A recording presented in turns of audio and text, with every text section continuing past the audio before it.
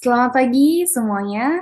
Perkenalkan nama saya Angelia Panjaitan dengan NIM 202411212003. Pada kesempatan ini saya akan mempresentasikan topik mengenai teknologi and other operating risk atau biasa kita sebut dengan risiko operasional dan risiko teknologi lainnya dalam lembaga keuangan. Jadi materi ini diambil dari buku Financial Institution Management karya Saunders and Cornett. Tujuan pembelajaran ini hari ini adalah yang pertama adalah menjelaskan definisi dan ruang lingkup risiko operasional. Yang kedua yaitu mengidentifikasi bentuk-bentuk risiko teknologi.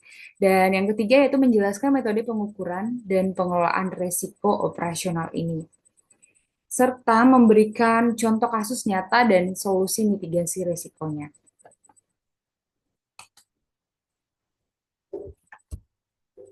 Pengertian risiko operasional ini saja.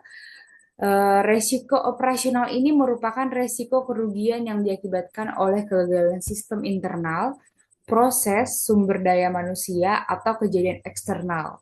Dalam lembaga keuangan, resiko ini mencakup banyak aspek. Contohnya ketika sistem layanan internet banking tidak dapat diakses selama jam operasional, maka bank akan mengalami kerugian baik dari sisi reputasi maupun keuangannya. Demikian juga jika ada karyawan yang melakukan manipulasi data, maka itu termasuk dalam risiko operasional. Lebih spesifiknya disebut internal fraud. Ya, seperti yang dimaterikan, kayak gangguan sistem perbankan selama jam operasional menyebabkan penundaan transaksi nasabah. Ini menjadi salah satu risiko operasional dalam teks ini. Yang kemudian juga pegawai melakukan penipuan internal dengan memanipulasi data transaksi. Ini adalah satu internal fraud ya, karena dia memanipulasi data transaksi tersebut gitu.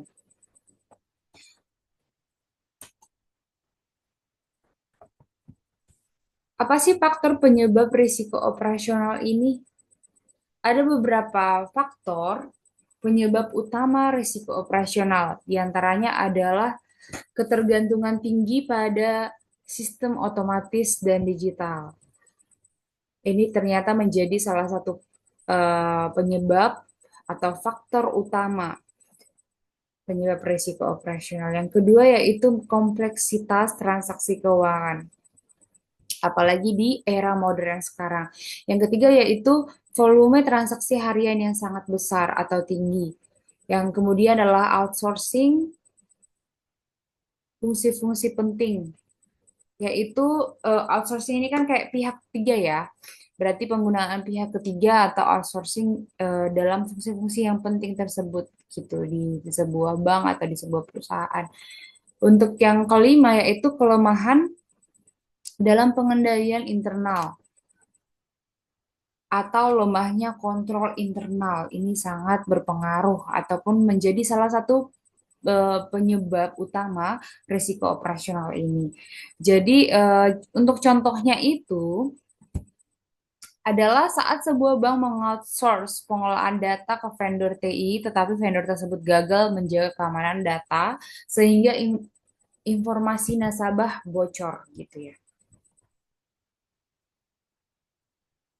Perusahaan menggunakan vendor luar untuk pengelolaan data, namun vendor gagal menjaga keamanan data nasabah atau bocor keluar. Ini menjadi contoh dari risiko operasional.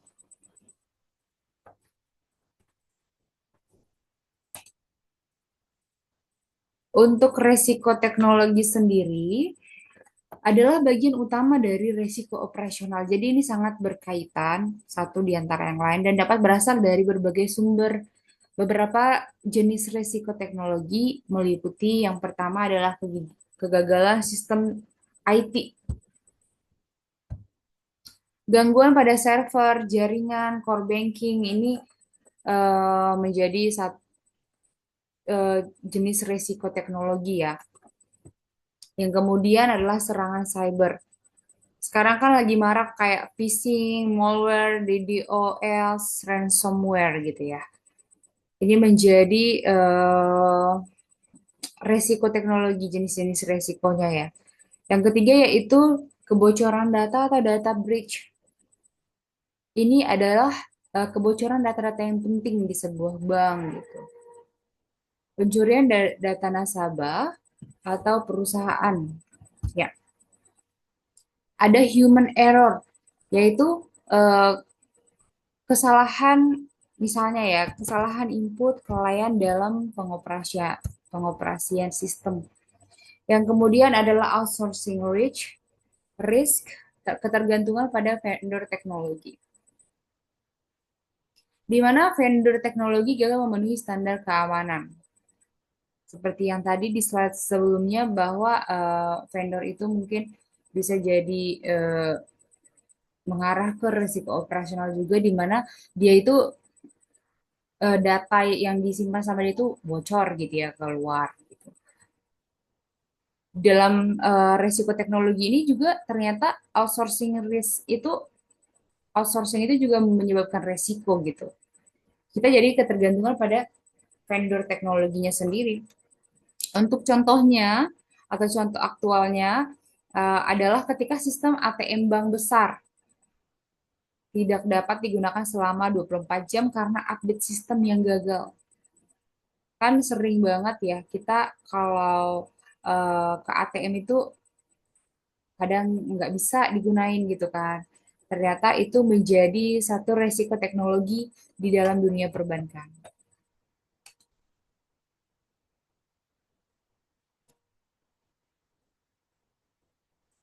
Serangan cyber dan dampaknya. Serangan cyber ini adalah bentuk ancaman paling signifikan dalam risiko operasional dan teknologi. Jenisnya itu meliputi yang pertama adalah phishing. Phishing ini mungkin bagi sebagian orang yang bukan dari anak perbankan, ini menjadi hal yang kurang biasa didengar gitu. Tapi bagi anak-anak perbankan ini menjadi salah satu hal yang sering kita dengar. Hati-hati phishing, hati-hati banyak penipuan dan lain sebagainya. Phishing ini sendiri adalah bentuk penipuan untuk memperoleh data pribadi. Jadi penipuan dengan mengelabui karyawan atau nasabah agar menyerahkan informasi-informasi rahasia. Yang paling gampang dikelabui kan atau yang paling gampang memberikan informasi yang memiliki intinya kunci intinya ada di karyawan ya. Jadi kalau karyawannya udah ngasih berarti ya mereka punya punya sistem untuk membukanya ya kan. Jadi si si cyber ataupun eh, si serangan cybernya tadi ya lebih gampang. Untuk DDoS-nya ini atau distribute, ini kepanjangannya adalah Distribute Denial of Service. Ini serangan yang membuat sistem tidak bisa diakses. Jadi menyerang sistem dengan lalu lintas berlebih sehingga layanan lumpuh, nggak bisa diakses gitu. Kemudian ada ransomware, di mana data disandera oleh peretas dan diminta tebusan. Dampaknya sangat luas.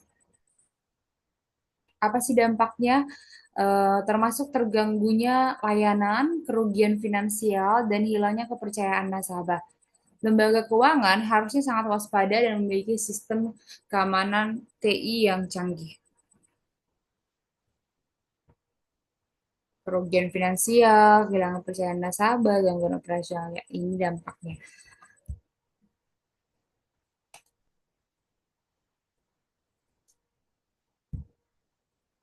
Adapun klasifikasi risiko operasional,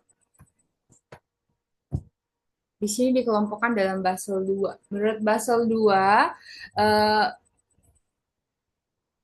risiko operasional diklasifikasikan menjadi 7 kategori, yaitu yang pertama internal fraud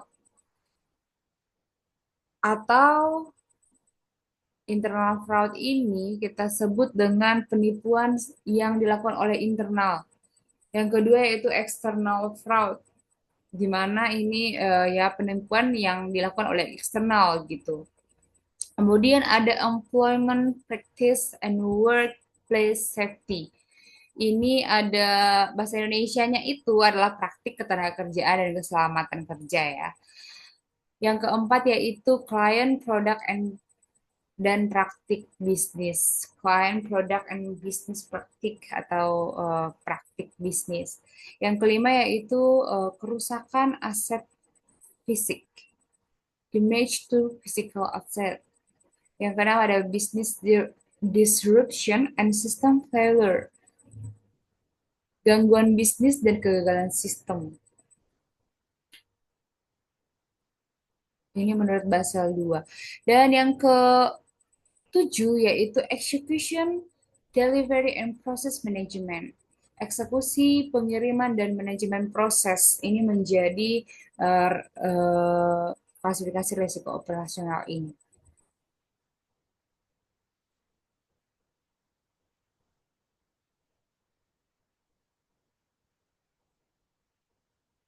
Contohnya adalah dat- pencurian dana oleh pegawai atau internal fraud, dan serangan hacker yang mencuri identitas nasabah atau external fraud. Ini menjadi salah satu contoh ya.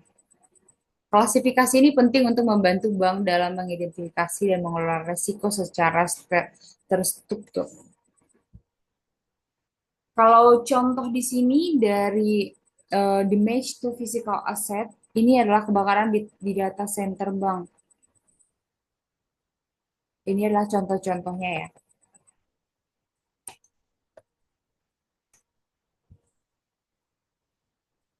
Metode pengukuran risiko operasional. Terdapat tiga pendekatan utama yang digunakan oleh lembaga keuangan. Yang pertama adalah Basic Indicator Approach atau BAI. BIA, oke. Menggunakan presentasi tetap dari pendapatan kotor sebagai proksi risiko operasional. Yang kedua yaitu Standardized Approach atau SA. Mengklasifikasikan aktivitas bank ke dalam unit bisnis dan menetapkan bobot resikonya. Yang ketiga ada Advanced Measurement Approach atau EME. Menggunakan data internal dan simulasi statistik untuk memperkirakan kerugian. Nah, contohnya itu adalah jika bank menggunakan EME ini, maka mereka akan mengumpulkan data kerugian operasional selama 5 tahun terakhir dan menggunakan distribusi probabilistik untuk mengukur potensi risiko masa depannya. Itu adalah contohnya ya.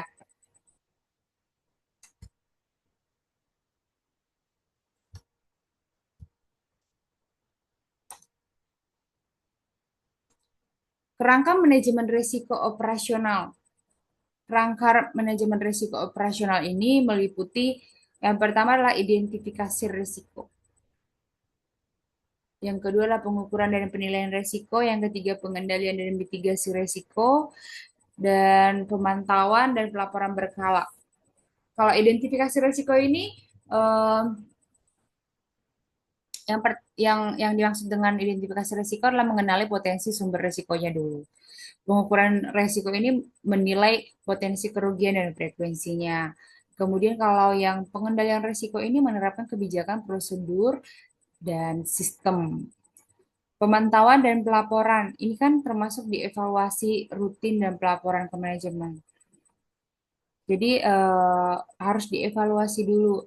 Dan evaluasinya tidak hanya sekali, tetapi rutin dan pelaporan ke bagian manajemen.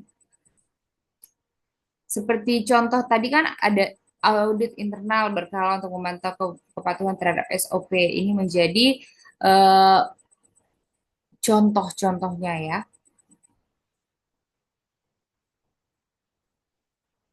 Dan yang tadi kan seperti yang saya katakan bahwa lembaga keuangan juga menerapkan sistem pelaporan kejadian risiko secara real time. Real time di hari itu juga ya. Di saat itu juga.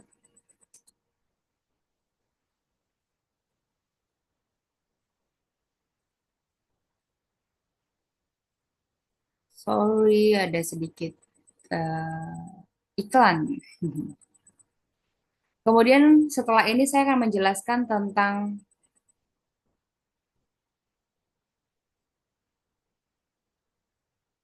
Strategi pengendalian risiko. Strategi pengendalian risiko. Sebentar.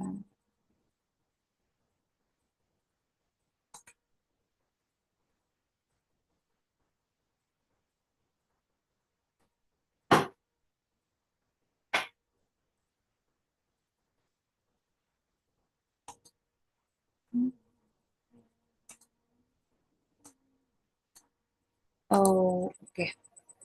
Oke, saya kembali tadi ke slide sebelumnya,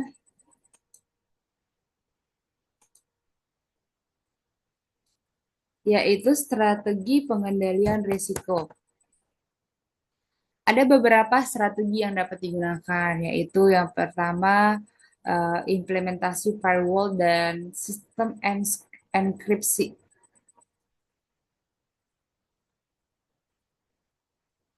Firewall dan enkripsi data.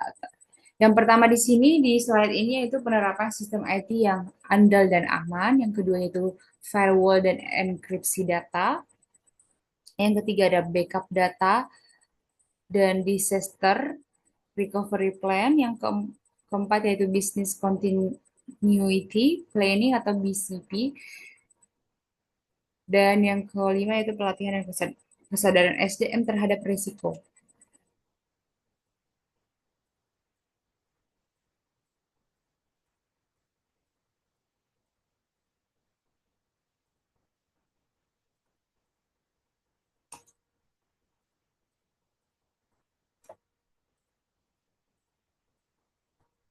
Oke, benar ya. Tadi pelatihan dan kesadaran SDM terhadap risiko.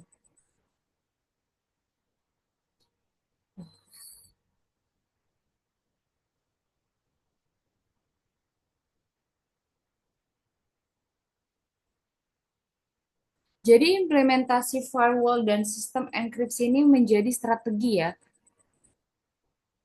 Bahkan ada juga tadi kita bahas tentang business continuity planning atau BCP agar tetap beroperasi saat kritis. Jadi ini digunakan agar tetap beroperasi saat kritis. Yang kemudian adalah pelatihan berkala kepada pegawai.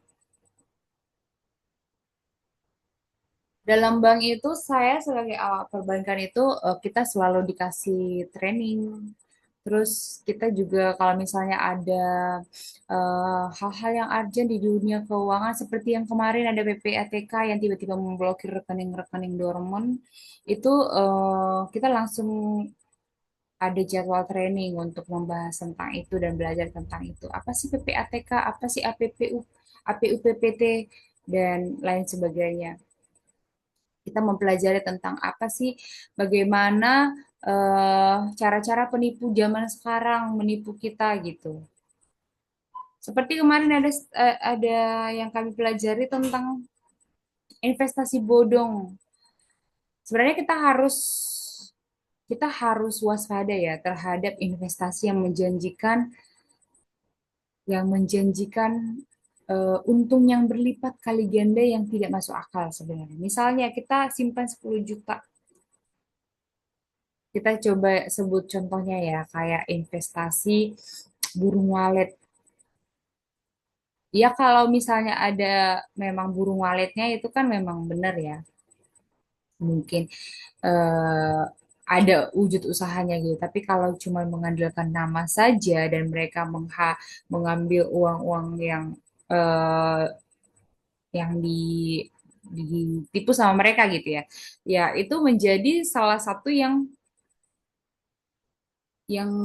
akan menjadi problema nantinya ya kan. Jadi mereka itu misalnya nih mereka nelpon seseorang terus dengan iming-iming, misalnya kalau kamu nempatin 10 juta saya akan memberikan bunga kepada kamu dalam sebulan 1,5. Nah, pasti banyak orang yang tertarik kan. Kemudian nanti waktu masih pertama, kedua, ketiga mungkin mereka akan selalu kasih. Tapi saat yang udah yang mereka minta banyak atau si customer tersebut sudah percaya, oh investasi ini bagus. Sehingga mereka memberikan uang yang lebih banyak lagi, misalnya 100 juta. Ya mereka kan lari ya dan kabur atau apalagi kalau sampai memberikan modal yang lebih tinggi, misalnya sampai 1 M dan banyak-banyak sekali ya. Banyak-banyak orang yang menjadi korban penipuan terhadap em, penipu-penipu zaman sekarang ya. Apalagi kan misalnya nih penipuan zaman sekarang apa sih yang mencuri ataupun membobol data-data kita kayak penipuan yang mengirim dokumen tapi di dokumen lewat WA itu ada APK gitu. Itu menjadi hal yang ditakuti zaman sekarang. Bahkan katanya lewat iklan pun bisa. Jadi kita harus benar-benar sangat-sangat hati-hati. Eh, yang bisa kami lakukan itu sebagai anak perbankan untuk mengedukasi sama nasabah kita hanya ya bisa mengkonfirmasi saja kepada nasabah. Selain dari OJK ataupun pihak-pihak lain, pihak perbankan lain memberikan edukasi lewat misalnya lewat iklan, hati-hati phishing, pencurian data, pembobolan data dan lain sebagainya. Sebagai anak perbankan yang menjalankan transaksi nasabah, kami hanya bisa mengkonfirmasi apakah benar ini transaksinya rekening tujuan ini. Dan apalagi kalau kita tahu nih misalnya ini adalah rekening investasi, sudahkah Ibu sudah pastikan benarkah ini nomor rekeningnya, penerimanya ini? Itu adalah salah satu cara mengedukasi. Kemudian kita juga, apalagi kalau misalnya sampai nasabahnya curhat ke kita, ada loh begini-begini, terus kita harus mengedukasi mereka dengan eh, udah dicek belum, apakah dia punya izin atau tidak, gitu. Apakah dia, saya lupa sebutannya apa, tapi harusnya kalau produk investasi itu memiliki izin itu, tapi nanti saya coba lihat lagi apa nama izin tersebut ya. Jadi kita harus memastikan. Jadi sebagai nasabah pun atau sebagai orang yang sudah modern sekarang ini kita harus memastikan ini ada lisensinya atau tidak. Itu lisensi ya. Ini ada lisensinya atau tidak? Benarkah dia produk investasi yang benar gitu atau hanya bohong-bohongan atau gimana gitu. Dan zaman sekarang tidak ada uang yang instan. Kecuali memang ya tidak ada memang ya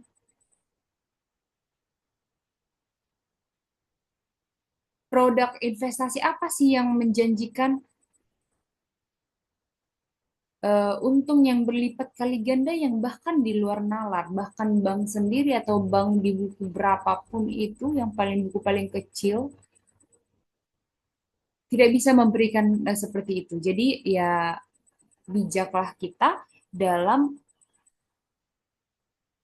menempatkan uang kita gitu atau investasi kita. Oke, lanjut ke slide berikutnya. Jadi ini tadi ya, contohnya itu Bank mengadakan simulasi serangan cyber dan mengevaluasi respon pegawai untuk meningkatkan kesiapsiagaan. Jadi dalam perbankan itu biasanya ada simulasi tahunan bencana IT untuk menguji kesiapan sistem dan staf. Biasanya itu mereka tiba-tiba ngirim link, apakah kita klik atau enggak, gitu. Intinya pasti ada simulasi tahunan bencana IT ini untuk menguji kesiapan sistem dan staf. Jadi kalau misalnya tiba-tiba banyak nih dalam simulasi itu karyawan yang terjebak, berarti perlu diwaspadai. Berarti harus ada training lagi, mau meningkatkan kesadaran ataupun pengetahuan karyawan terhadap si bencana IT ini, serangan cyber ini.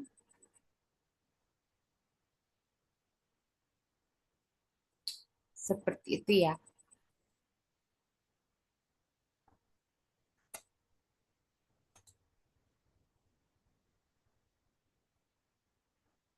Outsourcing dan risiko operasional.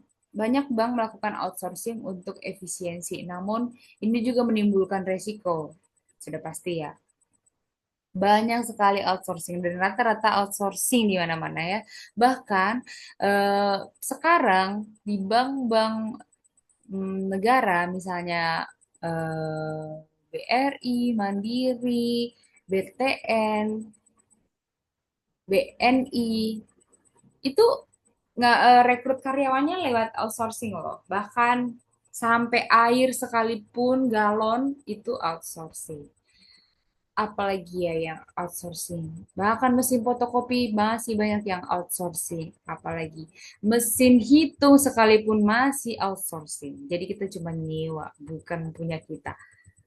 Apalagi yang outsourcing semuanya. Pembuatan banner, pembuatan iya, semuanya masih rata-rata outsourcing ya. Bahkan kertas sekalipun masih ke outsourcing kadang. Tapi nggak semua bank ya. Apa saja resikonya? Yang pertama adalah ketergantungan terhadap vendor. Pasti. Menjadi ketergantungan itu pasti. Yang kemudian adalah kualitas layanan tidak sesuai ekspektasi. Dia menjadi resiko. Yang kemudian adalah kebocoran data nasabah. Untuk itu penting bagi bank untuk menetapkan Service Level Agreement atau SLA dan melakukan evaluasi vendor secara berkala. Ya, ini sangat penting sekali untuk dilakukan evaluasi vendor secara berkala. Apakah mereka masih mumpuni atau enggak, ataupun misalnya kan kadang nih vendor ini karena udah terlalu lama mereka udah tahu celahnya, mereka kemudian jadi leha-leha dan kita pun sebagai orang yang menyewa si vendor tersebut tidak aware dengan mereka. Makanya kan di satu bank nih misalnya, saya agak lari sedikit topiknya, tapi misalnya nih karyawan bank tidak akan di tempat yang sama, itu jarang sekali terjadi kecuali memang ada something special, perlakuan khusus kepada karyawan bank tersebut, di mana misalnya satu orang, tapi itu ya rata-rata ya, satu orang karyawan kalau sudah lebih dari 3 tahun itu akan dipindahkan ke cabang lain. Dia memulai lagi ataupun beradaptasi terhadap lingkungan yang baru kembali. Kenapa? Itu adalah salah satu jenis mitigasi risiko yang terjadi tersebut. Bahkan sekarang pun, just for information guys, bahwa anak perbankan itu kan diwajibkan ya, kita punya hak cuti. Kita punya hak cuti dan kita diwajibkan untuk mengambil minimal sekali lima hari, 5 hari dalam setahun. Karena banyak dulu mungkin, saya kurang mengerti juga bahwa banyak fraud yang terjadi ketika misalnya karyawan banknya itu tidak mengambil cuti, dan mereka akhirnya memiliki kesempatan untuk melakukan fraud, mengambil uang dan lain sebagainya, mencuri data nasabah. Kita kita mungkin dari segi masuk akalnya gitu ya. Mereka punya hak cuti tapi kok nggak ambil cuti gitu kan. Bukan karena tidak punya alasan. Bisa jadi, bisa jadi mereka itu ya karena ingin melakukan fraud. Tapi ada juga mungkin yang malas kemana-mana gitu ya. Tapi itu tadi, jeleknya adalah ada yang melakukan fraud ketika mereka tidak mengambil cuti mereka. Makanya sekarang diwajibkan minimal 5 kali dalam 5 hari dalam setahun gitu.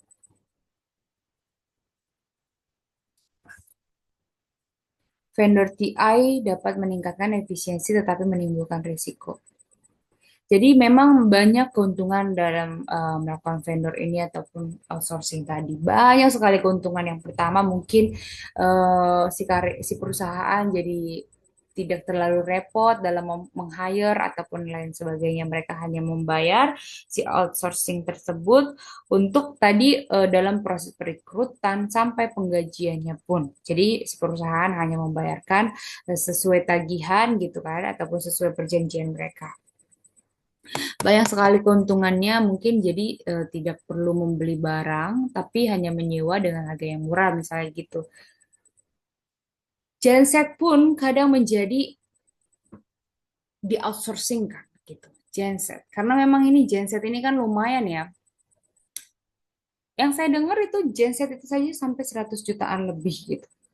Tetapi itu mempres budgeting, jadi kita hanya menyewa dan di waktu eh, apa di waktu Yang kita perlukan aja misalnya gitu ya kan, kita cuma butuh mati lampu nih, kita cuma butuh genset sekarang gitu. Jadi nggak, kita juga tidak perlu capek dalam proses servis dan lain sebagainya ya. Nah, banyak memang keuntungan tapi banyak juga resiko, menimbulkan resiko bahkan sampai dengan yang merusak, yang nanti akan merusak reputasi bank tersebut kalau sampai terjadi kegagalan dari si vendor itu atau si outsourcing itu. Kemudian ada ketergantungan teknologi eksternal. Ketergantungan itu udah pasti seperti yang saya sudah bilang sebelumnya juga. Tadi juga ada potensi bocoran informasi yang sensitif, kebocoran data nasabah itu sangat sensitif loh. Bahkan seorang anak banker tidak bisa asal memberikan data nasabah kepada orang lain. Bahkan kita misalnya lagi ngerjain data nih, atau ngerjain satu, misalnya si nasabah A datang dan masih ada dokumen-dokumen di atas meja, kita harus siap sigap untuk merapikan dokumennya si nasabah yang sudah pergi, yang tadi yang A itu, sebelum yang si nasabah yang B datang gitu. Karena itu pasti akan resikonya besar gitu. Jangan sampai bahkan dana pun, misalnya ada yang nanya berapa sih dana kakak saya itu, nggak bisa. Karena kita punya eh, apa ya disebutnya ya, kita harus menjaga keamanan data nasabah tersebut gitu lah ceritanya. Yang kemudian ada tadi kegagalan penyedia layanan. Ini tadi ya contohnya vendor cloud tidak menyediakan backup harian menyebabkan hilangnya data penting. Jadi harus ada backup hariannya biar data-data penting tidak hilang ya.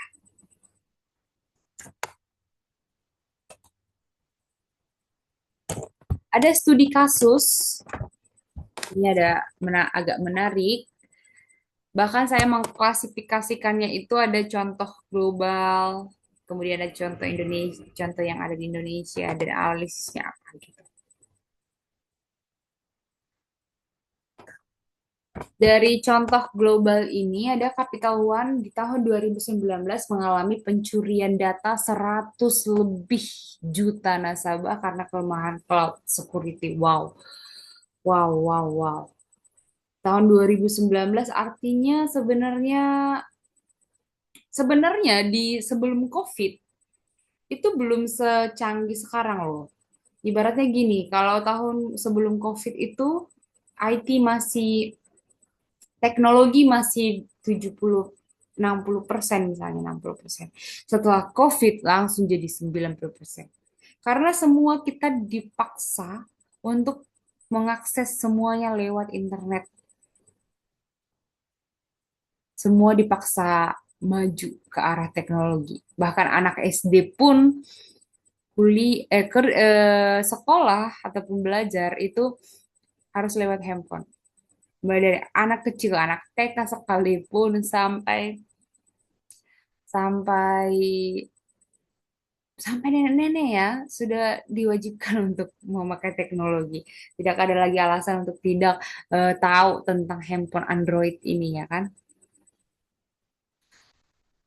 Dan ini mengalami pencurian data 100 lebih juta,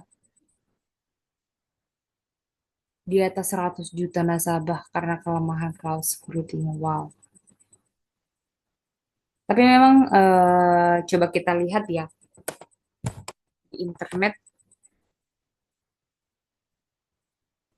Capital Capital One 2019, Capital One 2019, 2019 data breach ini benar. Sebelumnya cyber incident, attack incident. Wow. Pencarian di ini saja sudah, di internet saja sudah eh attack dibilangnya insiden. Dan wow. On Juli 19, 2019, we determined that an asset individual gain another action. Oh, ini Bank Capital One ya. Itu karena kelemahan cloud security tadi. Oke, kita skip dulu karena ini ternyata sangat menarik sekali. Coba nanti kita sama-sama belajar tentang Capital One ini atau contoh globalnya ini yang sampai menyebabkan pencurian data. Wow, siapa yang curi ini? Yang pastinya si cyber tadi. Ya, saking semangatnya. Contoh di Indonesia yaitu ada gangguan sistem BI Fast menyebabkan keterlambatan transaksi antar bank tahun 2023. Nggak hanya di tahun 2023 sampai 2025 pun ini menjadi salah satu faktor gangguan. Oke, saya sebagai anak perbankan kembali mengatakan bahwa BI Fast itu adalah sistem transfer yang waktu waktu sampainya itu dari kita transfer sampai sampai ke rekening tujuan itu hanya 25 detik. Tik tik tik sampai 25 sampai langsung. Nggak nunggu sampai 1 menit, nggak nunggu sampai 1 jam. Jadi perbedaan antara BI Fast, SKN, RTGS itu sangat berbeda. BI Fast itu maksimalnya 250 juta dalam satu transaksi. Namun cepat sekali dan bisa diakses selama 24 jam. Itu hebatnya dia. Bisa diakses selama 24 jam, bahkan ada bank yang eh, menggratiskan ataupun membuat free biaya terhadap BI Fast ini. Kalau SKN kan per periode ya, dan dia ada jam jam cut cut off-nya gitu ya, cut off ya, cut off-nya. Ada jam cut off-nya, dan ini kalau SKN itu nyampainya per periode, ada 9 periode dalam satu hari. Itu mulai dari jam 8. Jam 8 nanti nyampe jam 9 gitu ya. Kemudian sampai terakhir itu jam 15.30 kalau nggak salah. Dan kemudian itu nanti akan di cut off jam 16.30. Di bank itu kita tutupnya jam 15.30. Tapi rata-rata kalau RTGS tadi, kalau SKN itu bisa sampai 1 M dalam satu transaksi. Untuk maksimal transaksi per hari itu tergantung lagi kepada banknya gitu. Dan untuk RTGS itu bisa dimulai dari 100 juta Rp1 ya sampai dengan nominal, ya setiap bank itu beda-beda ya, tapi kalau RTGS juga nyampe itu kan real time ya, real time gross settlement, jadi cepat sih, dan dia bisa dengan jumlah yang lumayan banyak. Untuk biayanya itu sampai dengan 30.000 kalau RTGS. Kalau SKN tadi sampai dengan 2.900.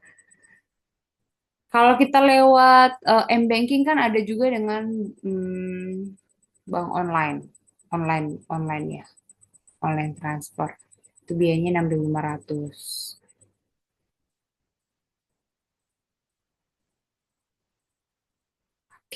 Jadi ini gangguan BI Fast menyebabkan keterlambatan transaksi antar bank. Nggak hanya keterlambatan, tapi bahkan banyak yang ditahan uangnya sama orang BI. Karena kenapa? Alasannya adalah, misalnya nih, kita kan nggak tahu ya, apakah itu nanti masuk ke APU atau APU PPT atau yang lain sebagainya. Kita nggak tahu kalau ternyata itu eh, mau pendanaan terorisme gitu atau gimana gitu ya. Misalnya dia transfer sampai 3 M gitu. Tapi dipecah-pecah uangnya karena dia mau cepat. Bahkan transaksinya pun misalnya di jam yang crowded gitu, jam 00.00 gitu ya kan. Di jam 23, 50 gitu. Atau di jam-jam kapan lah gitu kan. Yang penting kan ini kan bisa diproses selama 24 jam ya. Bisa diakses 24 jam. Tapi dia transfer 3 M, dipecah semua ya kan. 1 M kan artinya 250 juta. Maksimal transaksi berarti 4 kali. 12 kali lah berarti dia transfer ke rekening tujuan yang sama. ataupun walaupun ke rekening tujuan yang berbeda-beda. Tapi kan something happen gitu loh.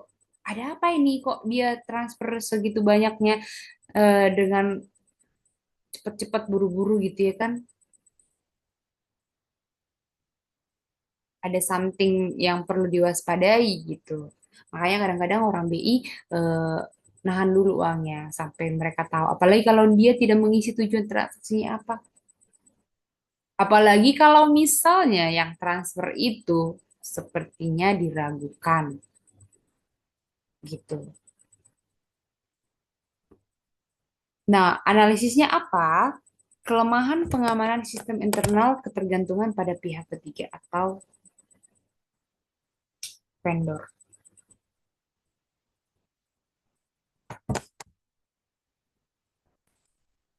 Kedua kasus ini menunjukkan pentingnya pengawasan terhadap teknologi baru.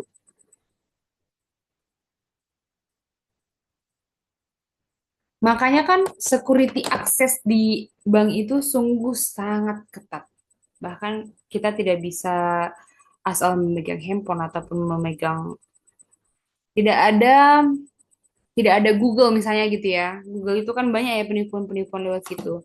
Kita juga walaupun kita sudah diberikan arahan, bimbingan tentang si serangan cyber ini, kita juga diberikan security access ataupun nggak semua nggak semua aplikasi bisa kita akses di salah satu bank gitu ataupun di PC kita karena orang IT juga tahu betapa pentingnya menjaga kerahasiaan data nasabah, betapa pentingnya kita menjaga em,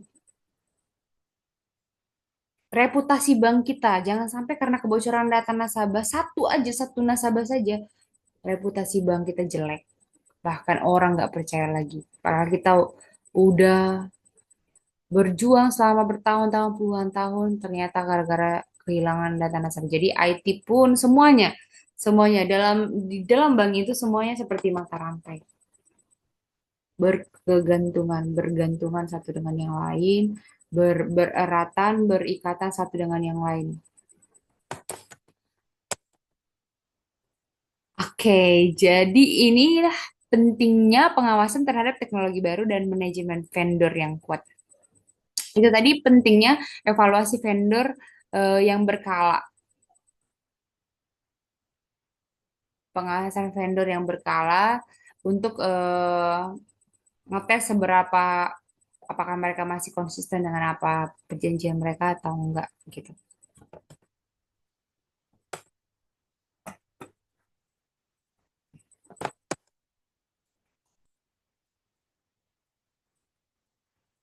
Dampak risiko operasional banyak sekali dampaknya ya. Jika tidak ditangani, risiko operasional dapat menyebabkan yang pertama, satu kerugian finansial besar. Yang kedua, reputasi perusahaan tercoreng ataupun reputasi banknya jadi jelek.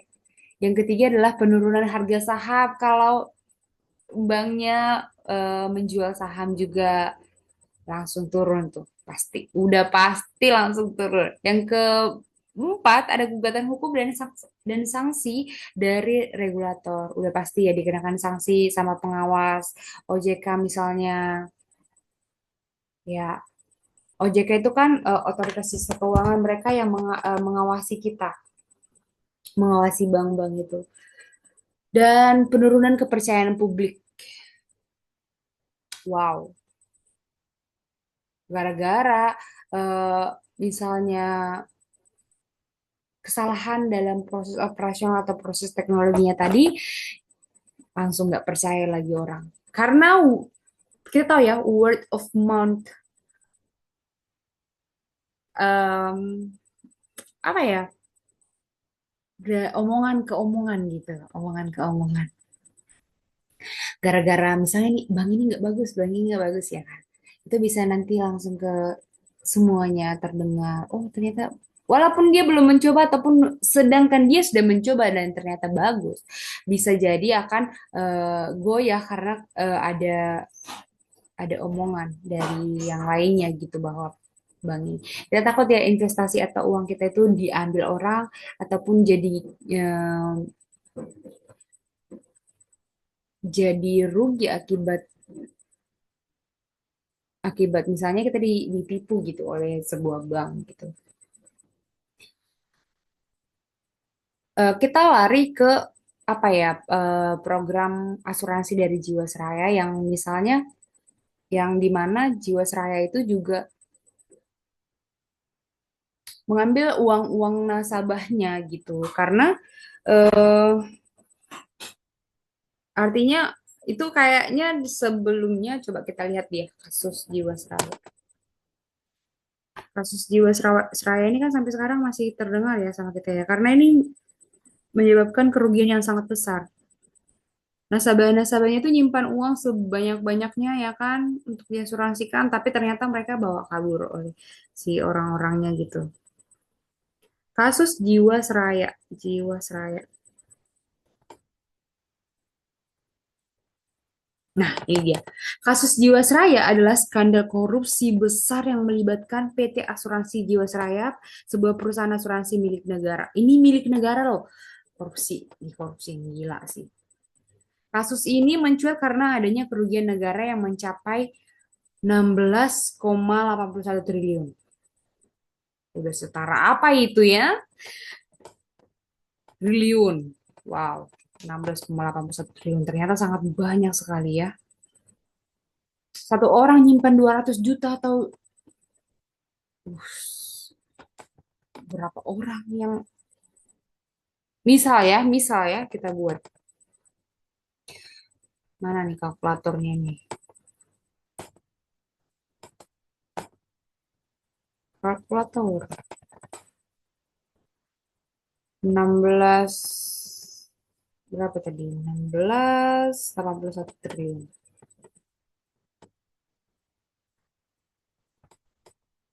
dibagi 200 juta. Oh, triliun kan?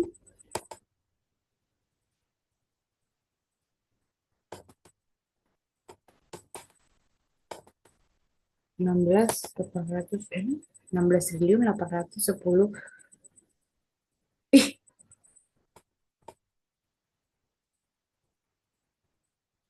wow, dibagi misalnya satu orang pun udah 200 juta pun ada 84.050. Wow, wow, wow. Itu 84.000 itu nggak mungkin juga orang semua nyimpannya 200 juta ya, karena banyak orang juga yang misalnya diasuransikannya cuma 50 juta atau 100 juta gitu. Berarti masih makin banyak orang yang dirugikan oleh Jiwasraya ini. Padahal Jiwasraya ini cuma di Indonesia loh. Ini punya punya negara ini. Nggak nyampe ke luar negeri gitu loh. Apalagi kalau misalnya sampai eh, yang tadi global gitu loh. Wah, banyak banget sampai 100 juta lebih ya kan data nasabah.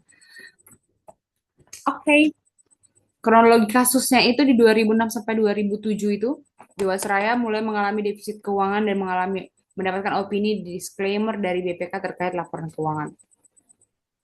Jadi sebenarnya nggak langsung otomatis ya.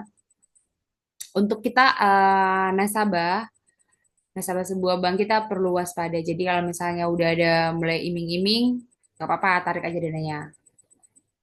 Tapi yang bisa dipercaya ya, misalnya kayak nggak mungkin satu bank itu dalam satu bulan langsung habis uangnya, nggak mungkin. Itu akan bertahun-tahun dulu, mulai nih jelek keuangannya, mulai mulai turun, mulai turun, mulai turun, sampai pada dia tahap nggak bisa membayarkan DPK-nya, dan kemudian misalnya bangkrut, bangkrut lah dikatakannya, seperti Jiwasraya ini kan seperti itu ya. 2008 sampai jadi dari 2006 dia udah mulai nih, udah ada opini-opini. 2025 langsung lah dicabut tuh izin usahanya dan resmi dibubarkan. Jadi panjang ya. Ada berapa tahun itu? 15 tambah 19 tahun. Jadi panjang sebenarnya ya. 2008 sampai 2018 terjadi penyimpangan dalam pengelolaan investasi saham dan reksadana yang mengakibatkan kerugian negara. 2018 itu, Jiwasraya mengumumkan ketidakmampuan membayar klaim polis JS Saving Plan. Jadi harus hati-hati di kalau di investasi ini. Kalau bank kan kita menyetorkan ke BI ya, modal. Ada giro wajib minimumnya. Kalian masuk ke dalam KBMI berapa? Satu, dua, tiga gitu. Kalau di KBMI 2 mulai dari 6M, kalau nggak 6 triliun, sorry, 6T. 6 triliun sampai, agak lupa ya, nanti kita akan lihat ke situ berapa giro wajib minimumnya. Tapi di tahun 2019, kerugian negara mencapai 16,81 triliun dan Jiwasraya tidak dapat membayar klaim nasabah sebesar 12,4 triliun. Hampir berapa persen ini? Wow. Dan Jiwasraya tidak dapat membayar klaim nasabah sebesar 12,4 triliun. Di 2020, Kejaksaan Agung melakukan pemeriksaan investigatif dan menetapkan beberapa tersangka. Tersangka lah itu ya kan? Pastilah para pemimpin-pemimpinnya yang tersangka itu. Kalau mereka benar dalam mengelola keuangan mereka ataupun membuat ini janganlah korupsi ya. Ini korupsi-korupsi ini menjadi penyakit di Indonesia. Di 2021, Beni Cokro Saputro divonis penjara seumur hidup karena terbukti bersalah dalam kasus ini. Itulah tadi pemimpinnya, si Beni Cokro Saputro ini. Seumur hidup. Kenapa nggak ditembak mati kan? Tapi ya itu kan hukum negara. Kita tidak bisa menggiring opini ya. Dan kita sebaiknya tidak terlalu mencampuri urusan-urusan begini. Apalagi kalau kita nggak korban ya, tapi kita harus aware terhadap semua itu. Walaupun kita misalnya tidak korban dan kita juga sebenarnya tidak punya kaitannya, tapi kita tetap aware dan menjadi orang-orang yang sigap ke depannya. Kita harus sigap. Kita belajar dari sebuah sebuah masalah. Walaupun misalnya kita belum misalnya belum cukup umur atau kita misalnya di tahun 98 krisis moneter itu kan terjadi karena apa gitu ya. Kita belum lahir sebenarnya di situ, tapi kita perlu pelajari, benar kan? Kita tetap perlu pelajari hal-hal yang sudah berlalu walaupun bertahun-tahun sebelumnya, tapi menjadi kegagalan yang besar agar tidak terjadi kesalahan kembali. Apa yang perlu kita ambil ya belajarlah dari kesalahan-kesalahan tersebut. Ternyata apa sih penyebab kasusnya tadi? Manipulasi saham. Mereka manipulasi sahamnya. Para pelaku termasuk si Beni tadi, Beni Cokro Saputro ini diduga melakukan manipulasi harga saham untuk mendapatkan keuntungan pribadi. Untuk mendapatkan keuntungan pribadi lagi-lagi pribadi ya. Jadi sudah pasti ya korupsi itu kan untuk keuntungan pribadi ya. Bahkan ada yang sampai uangnya disimpan di dalam brankas bawah tanah yang besar banget itu. Ingat gak sih kasusnya yang si pembunuhan polisi itu ya? Itu dari mana sih sebenarnya uangnya? Ya dari korupsi ya. Sudah pasti. Sudah pasti dari korupsi.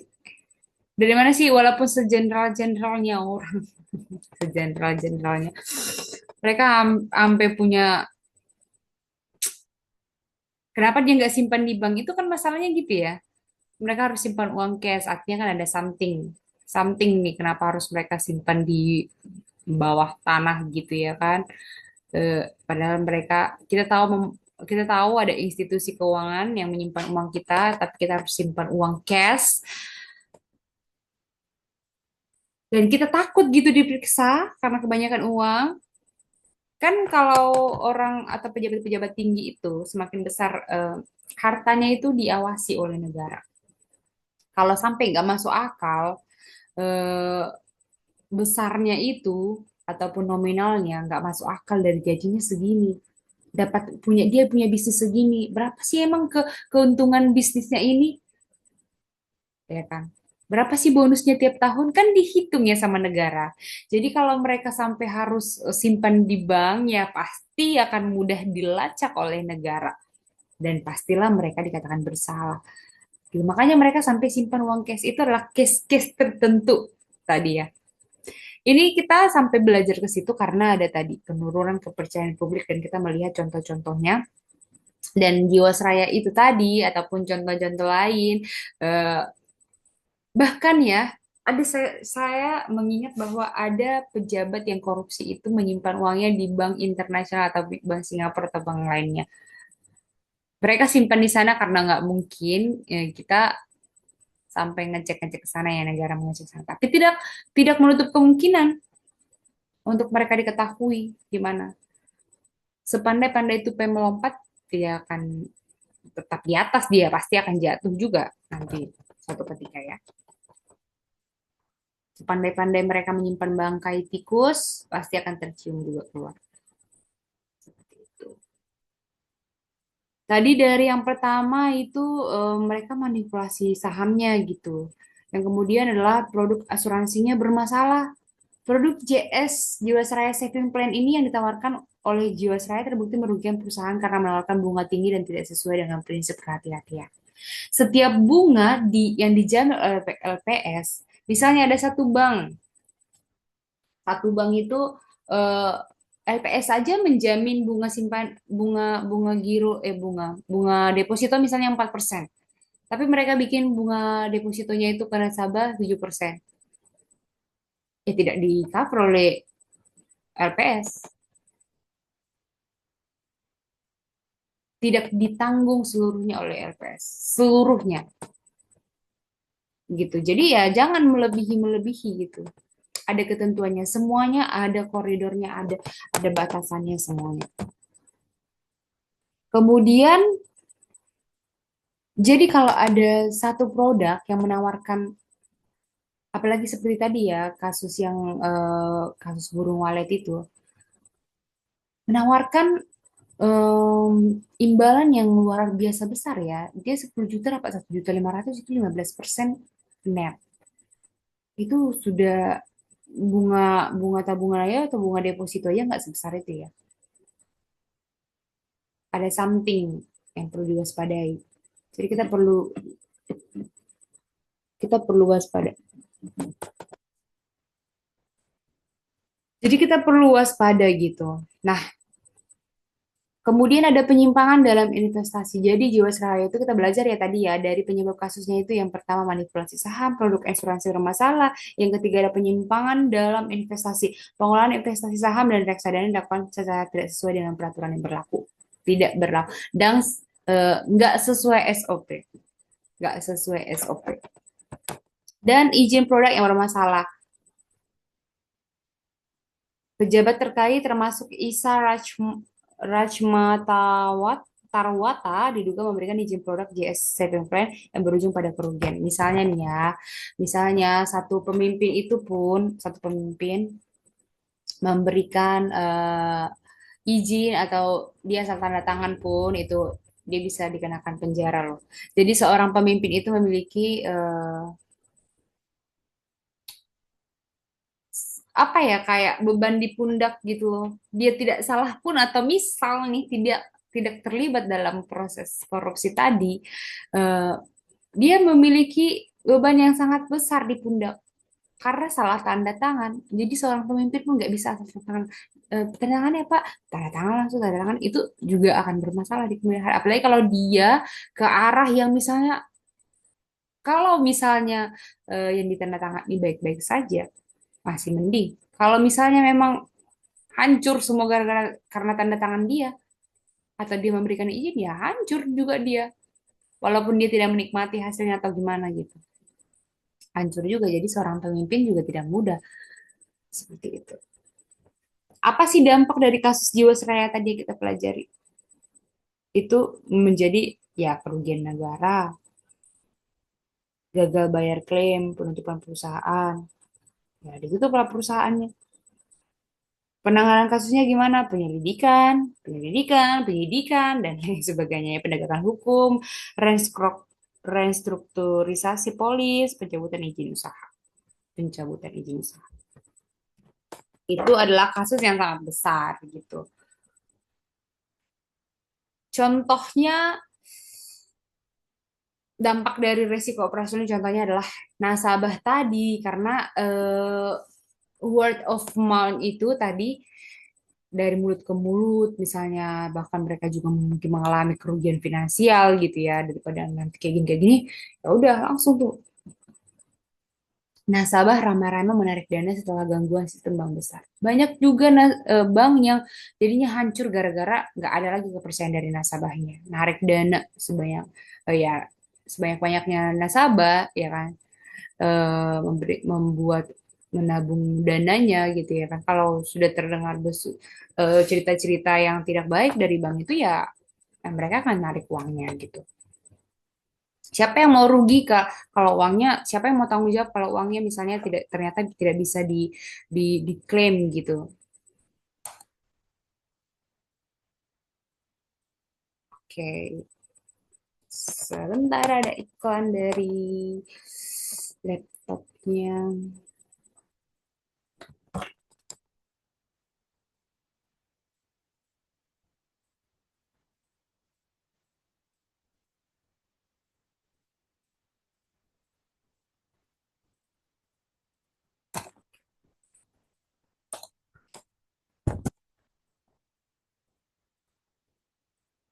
Oke, tadi berarti kita terakhir di slide ke-13, tadi dampak-dampaknya. Kemudian ada kepatuhan regulasi.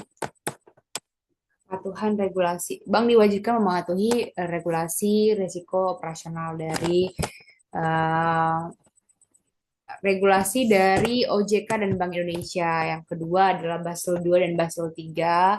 Kemudian ada kewajiban pelaporan risiko operasional. Dan yang keempat adalah perlunya dokumentasi risiko dan mitigasi dalam laporan tahunan. Setiap bank mempunyai laporan tahunan, bahkan ada laporan triwulan juga. Jadi dalam setahun itu ada banyak laporan ya. Triwulan kan berarti per 3 bulan mereka ada laporan keuangan. Mereka perlu mendokumentasikan risiko yang terjadi tuh dan mitigasinya yang sudah dilakukan dalam laporan tahunan itu. Dan diwajibkan tadi di yang ketiga ini kan ada diwajibkan pelaporan risiko operasional.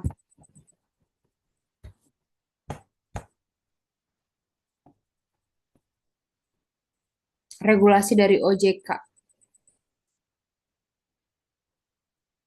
regulasi dari OJK dan Bank Indonesia.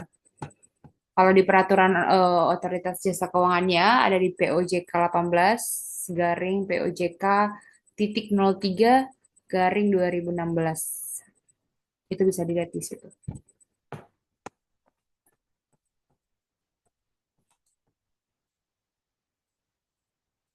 Peran teknologi dalam mitigasi risiko. Teknologi juga berperan sebagai alat mitigasi. Jadi walaupun ada risiko teknologi tadi, ada juga ini dia juga berperan sebagai alat mitigasi ya. Sekarang ini yang lagi tren apa sih? AI ya. AI. Mahasiswa juga banyak menggunakan AI. Dan ini sangat membantu. Kalau pemanfaatannya betul ataupun benar, ini membuat Indonesia semakin pintar, semakin maju. Tapi kalau pemanfaatannya salah, misalnya jadi ke arah uh, we live, we cannot live without AI is not good. Oke, okay. Kita sampai nggak bisa hidup tanpa AI. Itu akan membuat kita semakin hancur nanti. Tapi kalau kita pemanfaatannya bagus, misalnya kalau menggantikan, mempermudah lah, mempermudah dan uh, ya mempermudah ataupun memudahkan aktivitas kita ya akan cepat maju gitu, akan lebih cepat cerdas anak-anak zaman sekarang kalau dimanfaatkan dengan betul gitu. Jadi pemanfaatan artificial intelligence atau AI dalam deteksi fraud, mendeteksi transaksi mencurigakan tadi. Yang kemudian adalah blockchain untuk meningkatkan transparansi transaksi. Yang ketiga adalah otomatisasi, otomatisasi pelaporan dan audit. Contohnya otomat automasi audit dan kepatuhan. Nah, contohnya yaitu um, sistem fraud detection Real time berbasis AI mengidentifikasi pola transaksi yang tidak wajar sebelum terjadi kerugian. Sistem fraud, sekali lagi, sistem fraud detection real time berbasis AI mengidentifikasi pola transaksi yang tidak wajar sebelum terjadi kerugian. Kalau di sini kan sistem early warning berbasis AI memberikan peringatan dini atas aktivitas mencurigakan, pola transaksi yang mencurigakan. Seperti tadi yang saya ceritakan tentang BI Fast. Kalau dia sampai sudah berapa kali nih, itu otomatis terblokir. Uangnya terblokir, ditahan oleh ininya sistem. Jadi kita nggak bisa asal-asalan. Bahkan di bank sendiri nih, kita udah tahu memang transaksinya untuk apa, tujuan transaksinya jelas gitu. Kita pas menjalankan, itu nggak bisa loh. Kita langsung input, langsung di auto sekaligus. Tidak bisa. Itu harus menunggu waktu. Bahkan walaupun udah menunggu waktu, tapi dalam periode yang sama, di hari yang sama, tapi sistem AI yang tadi itu eh, langsung memblokir, berarti udah ada something. Walaupun kita benar ya, walaupun transaksi sebenarnya memang kita tahu benar gitu. Si, si AI tadi langsung memblokir. Karena banyak juga penipu yang ya seakan-akan benar gitu. Jadi ya itu yang di diwaspadai gitu. Kita tahu benar ya kan, semua tahu benar. Ternyata memang tidak benar gitu dan pola transaksi sudah sedikit mencurigakan begitu.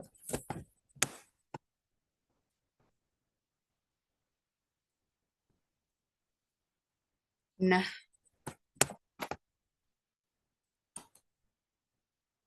kita sudah sampai di kesimpulannya sebagai penutup. Dapat disimpulkan bahwa resiko operasional dan teknologi merupakan tantangan utama dalam dunia keuangan saat ini. Ini menjadi tantangan di dunia, tantangan utama bahkan ya di dunia keuangan saat ini. Banyak resiko kan, tapi keuangan dan teknologi ini menjadi salah satu tantangan utama. Teknologi memang memberi efisiensi, tetapi juga membawa ancaman. Maka manajemen risiko harus adaptif, responsif, dan terintegrasi. Perlindungan sistem dan budaya sadar risiko menjadi kunci utama kelangsungan dan kepercayaan publik terhadap lembaga keuangan.